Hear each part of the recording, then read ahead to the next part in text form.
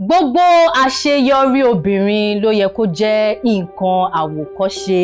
nǹkan ìwúrí, ká máa ranra wa lọ́wọ́, ká máa gbé ara wa sókè fún ìdàgbàsókè ara gbogbo. Báwo lóyìnbó ṣe máa ń sọ, wọ́n máa ń sọ pé women supporting women. Ẹ jẹ́ ká máa fọwọ́sowọ́pọ̀, ká máa gbárùkù ti ara wa, ká máa ṣe kí ni, ká máa yẹra wa sí tẹ́ mọ̀ wípé ẹni yìí ó ṣe nǹkan dáadáa, ẹ mọ̀ pé ó dúró re nínú iṣẹ́ tí Elédùwà yàn fún pé kó máa ṣe, ẹ gbárùkù ti, ẹ yẹ sí. Òun ni amóhùnmáwòrán Orísun ṣe jáde lẹ́nu pẹ̀lú Ayinke Dayo kó jẹ́ pé ókè, ẹ jẹ́ ká lọ sí ọ̀dọ̀ ògbóǹtarìgì obìnrin tí wọ́n ń ṣe iṣẹ́ takuntakun nínú iṣẹ́ tí Elédùwà gbélé wọn lọ́wọ́, tí wọ́n ń ṣe dáadáa, tí wọ́n dúró re nínú ẹ̀bùn tí Elédùwà gbé fún wọn. Táwa ni mo ń sọ yìí, ẹni tẹ́ ẹ mọ̀ bẹ́ẹ̀ ni mo ṣe mọ̀ pé mo sọ pé ògbóǹtarìgì wọn, mo pé tí bá dárúkọ wọn ṣe mọ̀ pé Ayinke kí ló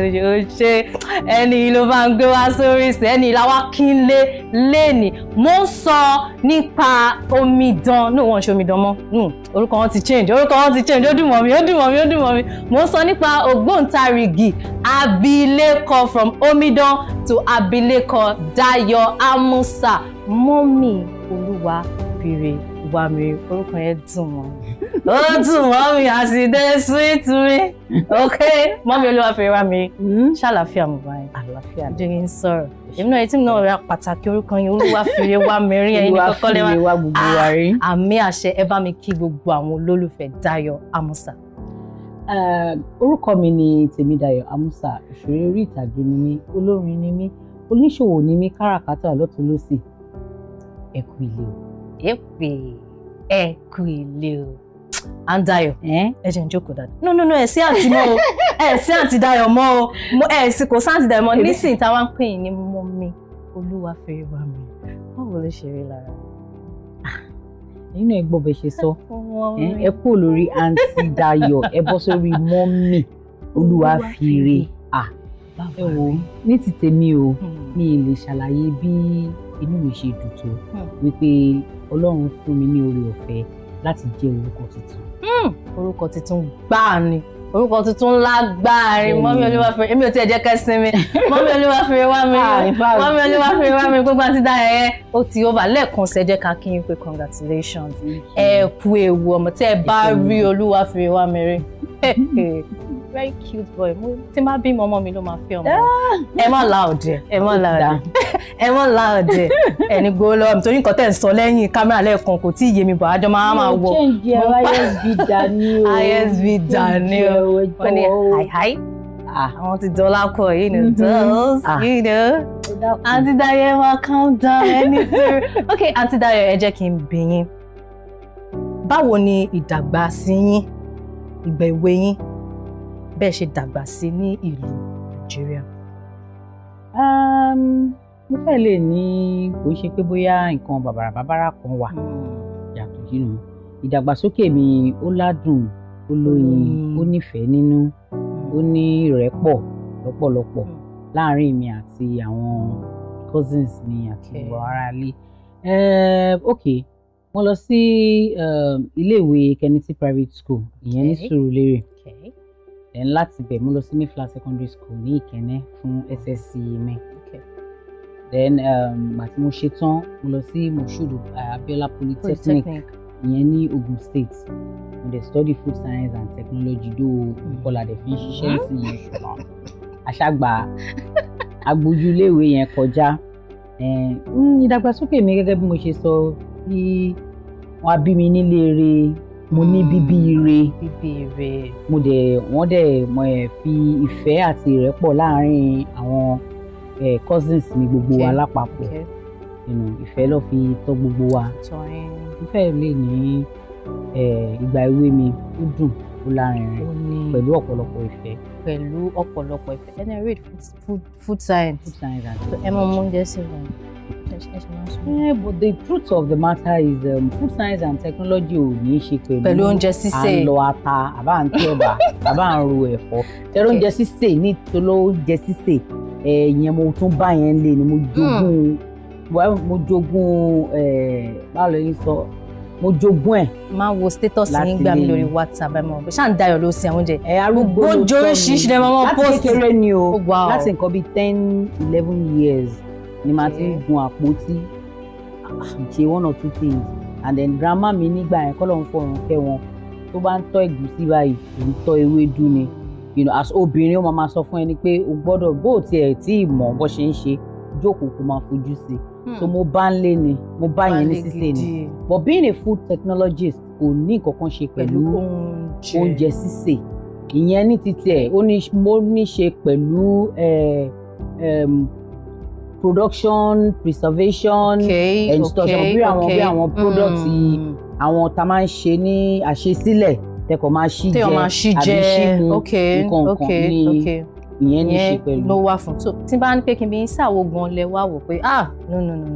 mo ní ẹ̀bùn kí n máa ṣeré sinimá lọ́lọ́kan jọ̀kọ́ ṣàwo gan lẹ́bùn pé ẹ nẹ́bùn. mo fẹ́ lé nígbà tí mo wà ní secondary school torí mo fẹ́ràn láti máa dáwọn àrà kan nínú ilé nígbà yẹn tẹ̀mọ̀ ayé ìgbà tape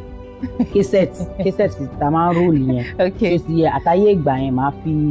màá mú cassette òtórin ni mo tiẹ̀ ń sọ òkú tiẹ̀ ń ṣe títí eré kò ń ṣe tèrè òmu torí mo fẹ́ record àwọn nǹkan tí mò ń sọ tó yẹ yín so mo máa ṣàwọn eré kan bí àwọn gbogbo nǹkan tí máa wò lórí TV ńgbà yẹn màá máa rehearse ẹ̀ lẹ́yìn màá máa record ẹ̀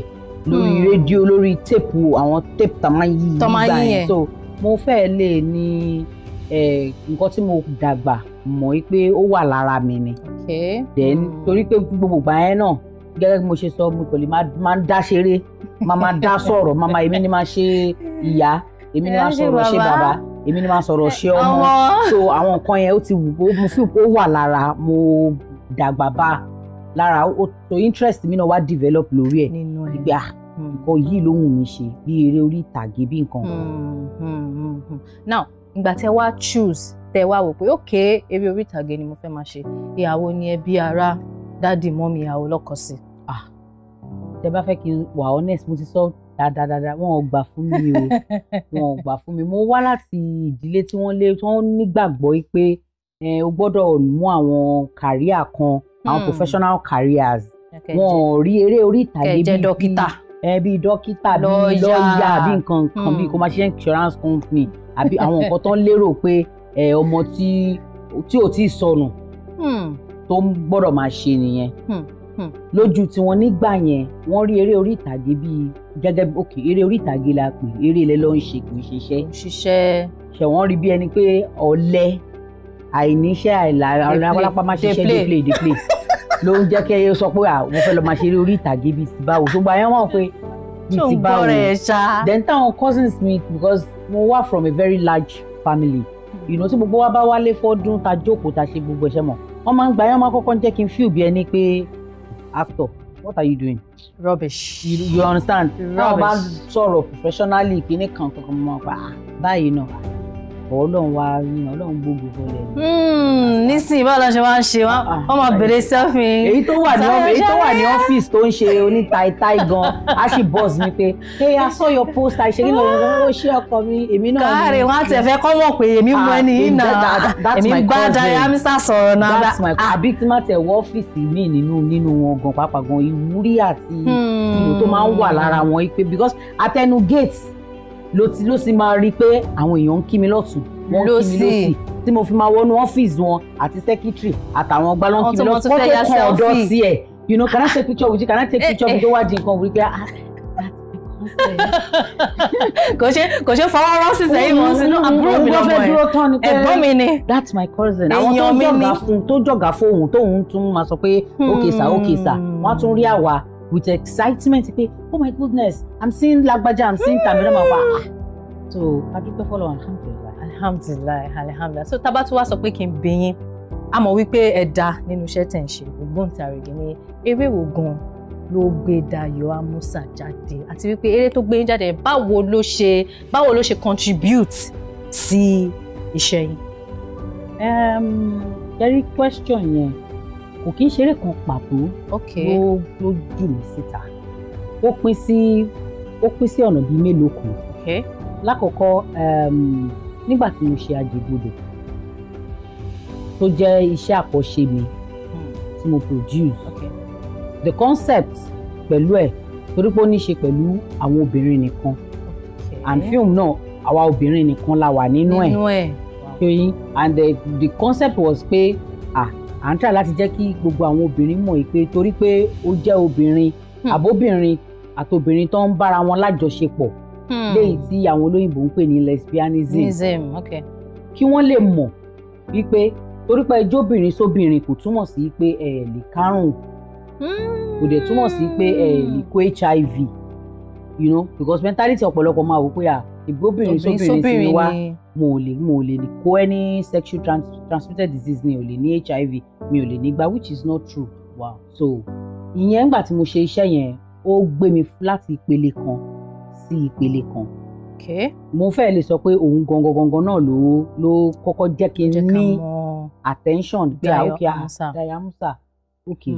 torúkọ yẹn wá di pé ó ti ń di household name so kẹrẹkẹrẹkẹrẹ mo ṣàwọn bí iṣẹ́ bíi mélòó kan náà láàárín ẹ̀ kó tó di pé mo ṣe Déwùmí Ìbẹ̀rù Déwùmí Ìbẹ̀rù tí mo ṣe yẹn náà ìyẹn náà tún wá jẹ́ kí fan base mi kó wide sí ìyẹn náà gbé mi from ìpele kan from ìpele yẹn sí another one like from another grace to the next level and then láti mo tún ṣe kẹrẹkẹrẹkẹrẹ mo ṣàwọn iṣẹ́ kankan láàárín ẹ̀ náà tí ò rí ìlàmìlà kábí Déwùmí Ìbẹ̀rù kó tó di pé mo wá ṣe unforgivable àìnídáríjì ìyẹn náà ó tún create more ó tún fún mi ní bigger fan base beyond ibi tí mo so ó ní ìpele tí àwọn gbogbo àwọn eré yẹn tí wọ́n gbé yín sí mo ṣàwọn míì láàárín ẹ̀ bọ̀ mo fẹ́ lọ sọ pé ìpele mẹ́ta yẹn ó ní àpẹẹrẹ tó nítumọ̀ tó lámìlaka nínú kàríà mi nínú kàríà yín tá bá wá sọ pé ká wo obìnrin ní Nollywood kí lẹ rò kí ni challenges àwọn obìnrin nínú Nollywood tẹ́yìn mọ̀ fara nǹkan tóbìnrin lè dojúkọ àdojúkọ obìnrin pé ókè mo máa fẹ́ ṣe eré orí ìtàgé o nǹkan báyìí ló máa dojúkọ. tó bá yẹ pé tẹ́lẹ̀ la lè sọ pé àwọn àdojúkọ yẹn ó pín sí oríṣiríṣi because ìgbà yẹn kó tó di pé o sọ pé kó tó di ìlú mọ̀ọ́ká àbí kí orúkọ ẹ kó tó lámìlaka ọ̀pọ̀lọpọ̀ àdojúkọ làwọn èèyàn ń dojúkọ àwọn míì wà tó jẹ́ pé ara àdojúkọ ni pé tó o bá ní nǹkan kan ṣe pẹ̀lú director kan àbí marketer kan o ò lè rọ́nà lọ ṣó ti yé yín even tó bá yẹ pé o good ṣó ti yé yín o máa fi tiwọn láwọn ní àwọn àsìkò yẹn o máa fi tiwọn ṣe ni o because producer tó fẹ́ ṣiṣẹ́ nǹkan tí marketer bá sọ pé òkè ẹni báyìí ni mo feel pé bóyá bí tó bá ti ń ṣe pre-production plan ọ̀tọ̀ ti ń cast lọ́sùn máa sọ pé òkè lágbájá báyìí tàbí ẹ̀bí báyìí so àwọn obìnrin kan wà ní àwọn àsìkò yẹn tó pé àwọn àdojúkọ tí wọ́n dojúkọ nìyẹn èmi ò ní àdojúkọ kankan lórí pé tó o bá ṣe kinní kan pẹ̀lú mi àbí tó o bá ṣe gbá pẹ̀lú mi ò ní rọ́nà lọ ṣe ti understand but torí pé mi láǹfààní láti lè fi owó ara mi ṣiṣẹ́ ṣùgbọ́n kó tó àsìkò ìtẹ́mi ní àǹfààní àti fowó ara mi ṣiṣẹ́ yẹn o èèyàn kan náà ti ṣe irú nǹkan bẹ́ẹ̀ fún mi náà tí mo ṣe like bí 8 things ìyẹn wọ́n ti lò mí. ẹ ti show. mo ti show mo rántí nígbà yẹn mo ṣì wà ní my ND days logun state nígbà yẹn ni. fèsì yìí ti show. mo ti show that was 2002 tí mo lọ sí mo ti ṣe registration mo ti ṣe gbogbo nǹkan wọ́n ti ní òkè báyìí ló máa lọ báyìí ló máa ṣe mo ti ṣe gbogbo ẹ̀ àti lọ sí location láti location ni ọ̀gá mi ìgbà yẹn ẹni tó yẹ kí n máa gbórí tó yẹ kí n máa gbé orí yìí fún kẹ máa kan sára sínsìn mi ò nílé kan ọ̀rọ̀ yìí tóbi mi nílé kan àwọn máa mọ̀ àwọn máa mọ̀ báyìí mi ò ní dárúkọ kò tó mọ̀ báyìí you understand ní ọdún náà lọ́hùn mo ní oore ọ̀fẹ́ láti feature nínú ẹni yẹn nígbà yẹn tó bá ka producer mẹ́ta wọ́n á mú kò síbi tẹ́ fẹ́ mú sí kẹ wá máa imagine kí n ṣe bẹ́ẹ̀ bí 7-8 nínú iṣẹ́ onítọ̀hún. They ti go through gbogbo stress and everything. Gbogbo star tó wà ní location yẹn ni mo bá ya fọ́tò. Mo ya fọ́tò yẹn báyìí mo print gbogbo picture yẹn. Mo wá ẹ pé ogun poli ńgbà yẹn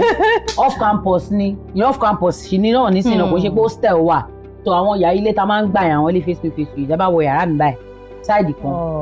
tipẹ́tipẹ́ ni mo láì kí n máa post kí n máa lẹ picture mara ogun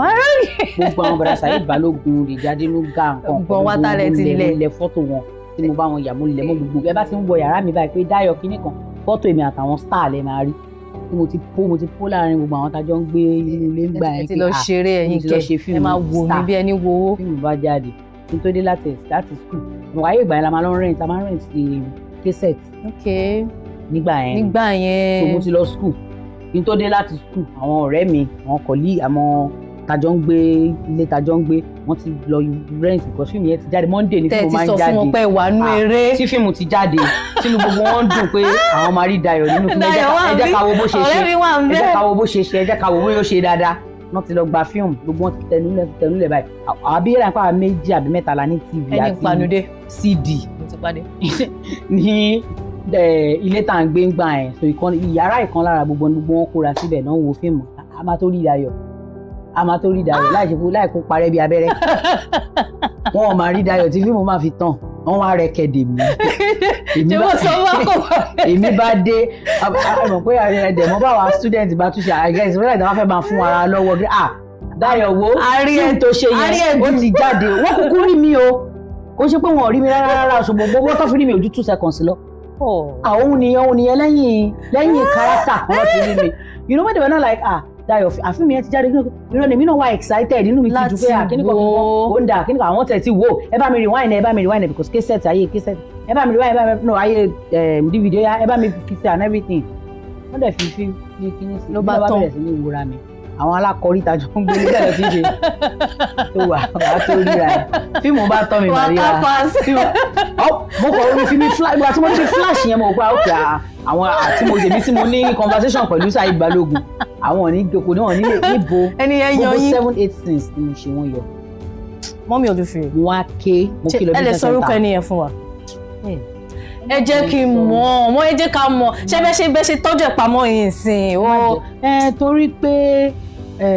ní sáà táwa wà yìí Ọlọ́run ò gbógo fọlẹ̀ wọn bí ìgbà yẹn mọ́. bó yẹ kéèyàn mọ irú ẹni tó ṣe nǹkan bẹ́ẹ̀ tó ẹ mọ nǹkan àìmọye àwọn ẹlòmíì. a máa rókì lọ́kàn. Mọ́mí Olúwafẹ́rẹ́ wa mẹ́rin ṣe mọ̀ fún àwọn ẹlòmíì náà máa tó yẹ pé this same person àwọn náà máa fẹ́ go through ìlú nǹkan bẹ́ẹ̀. nǹkan tó ti mẹ́mí tẹ́mi ò ti kó sọ́wọ́ ẹni tó bá find ẹ̀ nínú situation tó bá find ara ẹ̀ nínú situation bẹ́ẹ̀ náà kò ní kó sọ́wọ́ àfi tó bá jẹ́ pé kádàrá ẹ̀ sọ pé wọn kó sọ́wọ́ lórí ẹ̀kún oúnjẹ wọn àtọ́lọ́hún ẹ̀dẹ̀ lẹ́lẹ́jọ́ ìrọ̀ bọ́ mo san kọ́kọ́ fún ẹnìyẹn ní ọdún náà lọ́hùn because mo sunkún lọ business center lọ pè wọ́n ni mo sọ fún mo ní tọ́lọ́hún bá ṣì wà lórí ìtẹ́ ẹ máa fi owó tó tówó ẹ máa fi bẹ̀ mí láti feature nínú iṣẹ́ yín lọ́jọ́ iwájú and it happened. ó ṣẹlẹ̀. ó ṣẹlẹ̀ o mi ní lè po. ọ̀rọ̀ yóò dùn bẹ́ẹ̀ ṣe sọ orúkọ yìí. ẹ máa wọ ẹyin tẹ́ bá máa kọ́gbọ́n bẹ̀ kọ́gbọ́n bẹ̀ ibi tí wọ́n ní orí ẹni tó bá máa là á ní ìyọnu but ẹni tọ́lọ́ bá sọ pé ó máa là kò sí ni tẹ́ bá dé mọ́nú agolo ó máa jáde bí èéfín ó máa là. tó bá dé mọ́nú agolo ẹni tọ́nà bá sọ pé ó máa là ó máa jáde bí èéfín. èèyàn kọrin kan gbà yẹn ó ní ayé ò lè pa kádàrádà wọ́n kọ́ lè fọwọ́ aago sẹ́yìn ni. wọ́n gbìyànjú àti fà á sẹ́yìn bó ṣe ni wọn ò ṣáà lè pa kádàrádà yẹn Dayo Amusa yẹn náà lè ṣì wà lórí ìjókòó. Dayo Amusa yẹn a sì máa padà sórí ọ̀rọ̀ yìí o Mọ́mí Olúwafẹ́rẹ́ ẹ kàn yín mú ni ẹni sùúrù bó tiẹ̀ jẹ́ kí tá a bá drop ẹ̀gbọ́n àwọn tó máa bá yín fi ìdàkejì àdúrà ránṣẹ́ sẹ́ni yẹn wọ́n máa wò pé. àdúrà lèmi kàn need fún wọn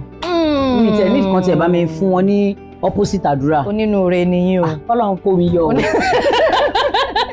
gbogbo ẹ̀yin olólùfẹ́ wa ni mo lérò pé ẹ̀ ń gbádùn ọ̀rọ̀ tí àǹtí Dayo Amusa Mọ́mí Olúwafẹ́rẹ́ wa mẹ́rin tí wọ́n ń sọ ṣẹ́rẹ́ ní gbogbo nǹkan tẹ́ bá ń ṣe níwọ̀n ìgbà tó o bá ti wà ní ipò kan tí o dẹ̀ mọ̀ wípé ipò yìí Ọlọ́run ló gbé ẹ débẹ̀ o kí wọn náà fi ran ẹlòmíì lọ́wọ́ kẹ́niyẹn náà lè dìde tó o bá wá lákàkà sí tó ń wò pé wọ́n gbọ́dọ̀ ṣe kinní kọ̀ọ̀kan tó ṣe kinní ọ̀ṣẹ́ ti gbọ́ sítórì Dayo Amusa ẹ̀yin náà ti gbọ́ nǹkan tí wọ́n sọ ẹ jẹ́ ká ní ìsinmi ráńpẹ́ tá a bá máa padà dé àtúnṣe máa fi ọ̀rọ̀ jomitoro ọ̀rọ̀ pẹ̀lú Dayo Amusa Mọ́mí Olúwafẹ́rẹ́ wa mẹ́rin ń padà wọ́.